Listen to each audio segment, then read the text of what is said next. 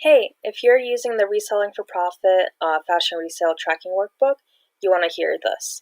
These are the top 6 do's and don'ts that you gotta know before you get started or as you're kind of working through it. Just some things to keep in mind. I've already posted about them on my website. As you can see, there's a whole blog post about it. But I thought it would be good to show you what exactly it looks like. And it's also available on my Instagram. So I just want to walk through these items. So the first one is don't clear the rows of data. So what this means is that there's a couple ways that you can delete data in Excel. You can click on a cell and press the delete button. So what that does, and it removes it from that cell. So that's okay if you know that you don't need that data anymore. But if you delete, for example,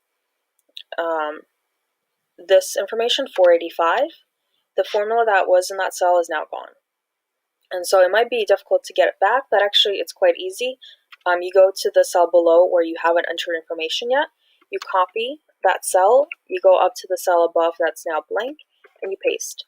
And so now the reference, kind of the formula auto generates, updates to be kind of in the correct row, and it all works out.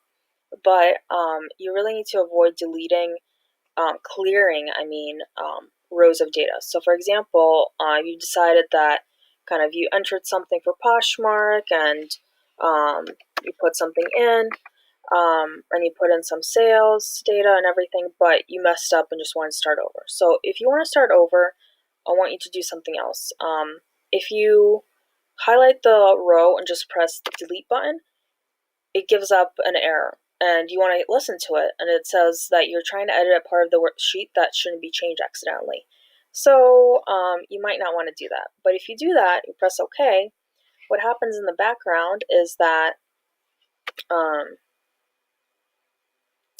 now the formula that auto-calculates the year, the day, and the month, there's no formula there anymore. Well, actually, it's a reference error.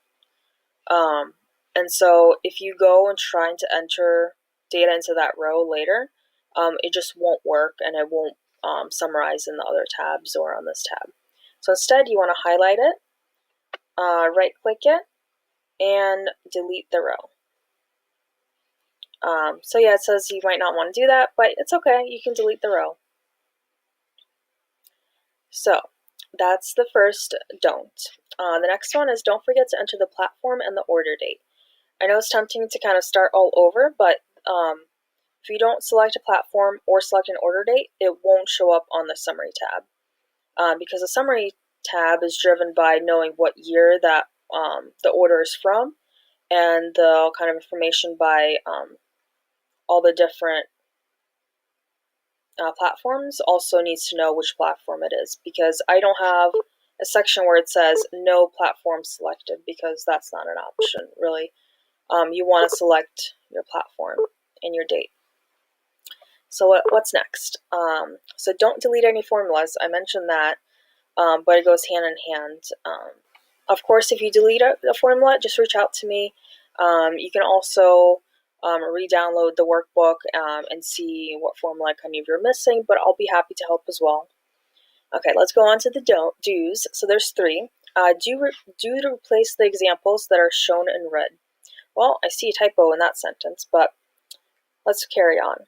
I think I still have examples here. So see how the examples are in red? I put all the examples in red just to let you know they're examples, they're not your data. So you may want to replace this with your own information, or just highlight them all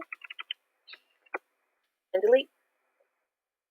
But if you do end up replacing it with your own information, so you went to Amazon and you got tissue paper for $10, and that's your item now, you can just go and change the font.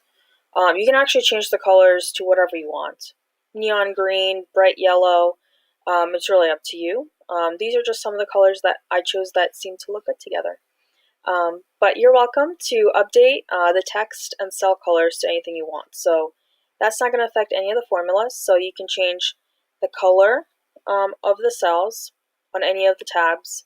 You can change the font color, bold, italic, strike through, and there's also borders. So, for example, I'm not sure why you would want to use it, but maybe you do. So there's all sorts of options. You can also change if it's the text is centered or to the left.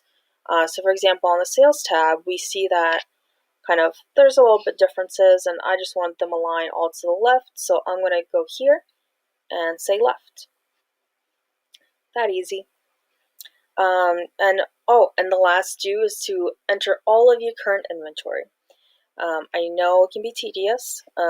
I've been there. Maybe not recently, but I did have to re-enter all of my inventory once, and yes, it's going to take a long time.